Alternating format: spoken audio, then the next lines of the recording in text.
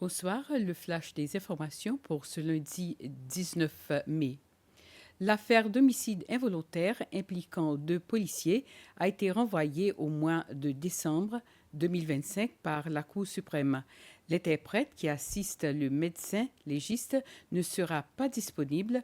Pour rappel, cette affaire concerne le décès de Derek Samson, survenu à l'hôpital des Seychelles le 15 août 2021. Le procès qui avait débuté le 15 mai devait se poursuivre durant plusieurs jours cette semaine. Toutefois, en raison de l'indisponibilité de l'interprète chargé d'assister le médecin cubain venu présenter le rapport d'autopsie, la Cour a décidé de suspendre les audiences. Après consultation des agendas des avocats de la défense, du procureur et du juge, il a été établi que la prochaine date possible pour la reprise de l'affaire serait en décembre. Pour rappel, cette affaire concerne le décès de Derek Samson, survenu à l'hôpital des Seychelles le 15 août 2021. Selon les allégations, Samson s'est trouvé en détention au poste de police de Montfleury la veille de sa mort. Il aurait été libéré tôt le matin du 15 août, apparemment vêtu uniquement des sous-vêtements. Des rapports médicaux ont révélé que la victime aurait subi plusieurs blessures avant son décès.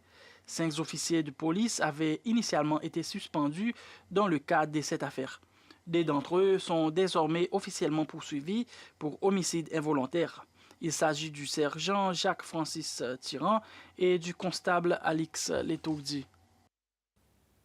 Les pêcheurs de la région de l'ouest de Mahé bénéficieront prochainement d'un nouveau marché moderne à Anse-la-Mouche. Ce projet, qui inclura des infrastructures récréatives, devrait voir le jour l'année prochaine.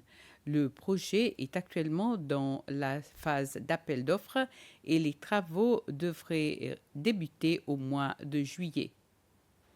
C'est à Anse-la-Mouche que le nouveau marché sera situé. Il y a environ 3 ans, la SFE a entrepris un projet d'agrandissement de la passe permettant aux bateaux de pêche de venir décharger leurs poissons et c'est pour cela que le site a été choisi. Il s'étalera sur une superficie de plus de 1000 mètres carrés.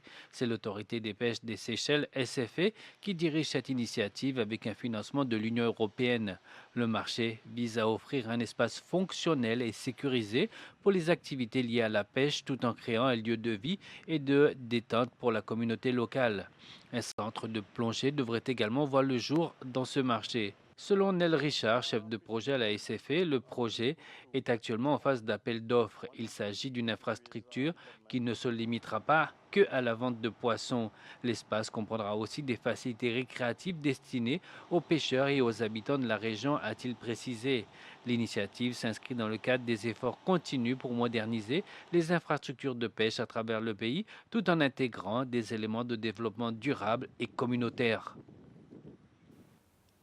Le ministre des Affaires étrangères et du Tourisme, Sylvestre Radgond, a pris part à une rencontre de haut niveau des petits États insulaires en développement de la région Atlantique, Océan Indien et mer de la Chine méridionale. Cette réunion s'est tenue au Cap-Vert les 15 et 16 mai derniers. La rencontre s'est déroulée sous le thème S'unir dans la résilience pour un avenir durable. But de cette rencontre, renforcer la coordination entre ces petits États insulaires afin de relever collectivement des défis communs. L'un des résultats majeurs à la fin de cette rencontre a été la création de mécanismes de coordination pour faciliter une collaboration durable et des actions conjointes entre ces groupes d'États insulaires. Le ministre Radgond était accompagné de l'ambassadeur des Seychelles auprès des Nations Unies, Ian Madeleine. WOSITA, acronyme de Women of Seychelles Inspiring Transformative Actions, est une toute nouvelle fondation.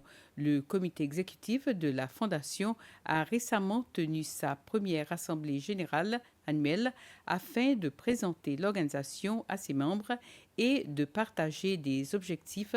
Sa mission est d'engager, d'écouter, d'inspirer et de donner aux femmes les moyens de surmonter les difficultés et de libérer leur plein potentiel. Véronique Hermini, ancienne commissaire générale des recettes des Seychelles et présidente fondatrice de WOSITA. Ainsi termine ce flash. Merci de l'avoir suivi. Bonne soirée.